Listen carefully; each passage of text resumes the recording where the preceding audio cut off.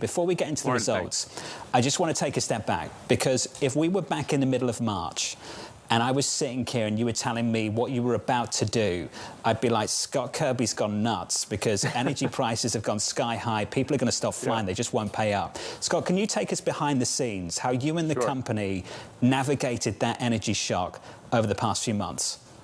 Thanks for having me this morning. And really, it is pretty remarkable. You look kind of at the full year, what happened. Fuel prices are up $6 billion compared to what we thought at the start of the year.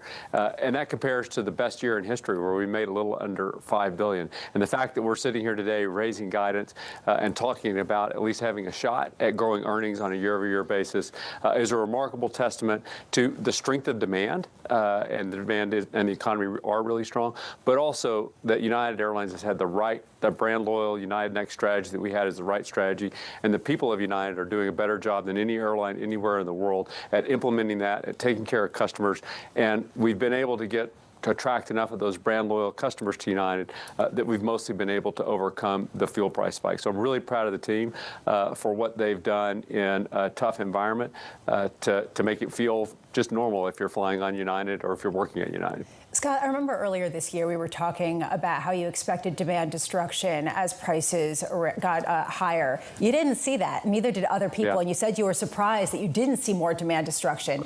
Are you starting to see any signs of that, or at least customer fatigue in pricing? No, we aren't. Demand is incredibly strong for us. In fact, our fourth quarter yields are booked 14 points higher at this point in time than they were at the same point in time for 3Q. Corporate demand so far in July is up 30%.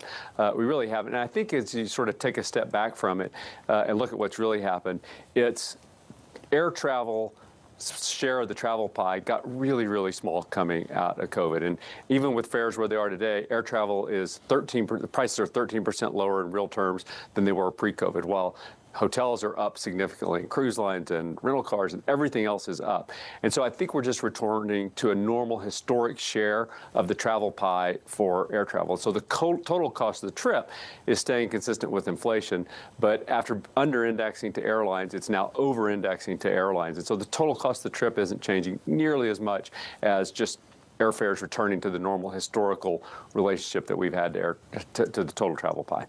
Oil prices have continued to inflect upward as a result of a new resurgence in the conflict in the Middle East. And I'm just wondering, is there more room to go with respect to responding to those extra oil price costs with higher fares going forward?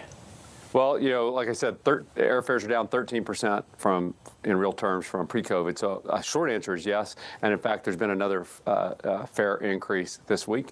There were 5 or 6 when oil prices first spiked, and then when oil came down, they sort of paused, but there was another one this week. And so demand is strong, the consumer is strong, and it really is like our whole overall cost base. It's not just airfares, but our cost base with airport fees and maintenance and labor, those have actually gone up even more. And so it really is just a case of recovering all the inflationary cost increases that have happened, and recovering from the COVID trough in pricing. We were joking, Scott, earlier that the airline industry also is an AI trade for a lot of different reasons, but in part because of the business travel and how much is picked up. How much do you see that being driven by all the capital markets activity that we keep talking about with the big banks, the idea that everyone needs to fly around, meet their clients as they prepare for these incredible fundraising exercises? Well, I think it's probably more translated through in just what it means for the overall economy as opposed to, just specific the AI trade. But the economy is strong, and part of it is AI and all the build out that's happening with AI. But, as I said, 30% up in business travel so far in July. Business demand is really strong. The U.S. economy is really strong, and we're a beneficiary of that. One thing that we've seen is increasing creativity when it comes to how you approach different premium offerings. The latest being that in premium economy or economy plus, the middle seat gets blocked out and there's a shared table. I mean, is there something different about the creativity being used recently, whether it's different types of offerings, different segmentation, more specific offers to different slices of the consumer base? We really are trying to build a great brand loyal airline nose to tail. investing heavily in premium, but we're investing just as heavily in the economy cabin. We recognize that today's basic economy customer is tomorrow's Polaris customer, and we're just trying to build a great airline for everyone. And Starlink is an example. The Relax Row, which is in economy, is I think one of the coolest things we've done in a long time.